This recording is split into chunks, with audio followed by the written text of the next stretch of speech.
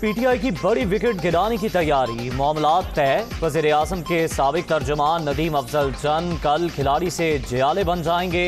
Peoples party में शमूलियत का ऐलान, बिलावल भुट्टो के साथ मुलाकात में होगा।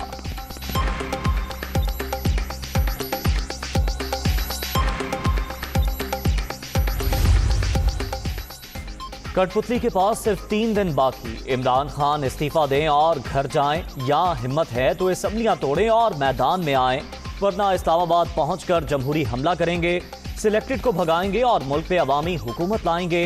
बिलावल भुट्टो की फिर ललकार।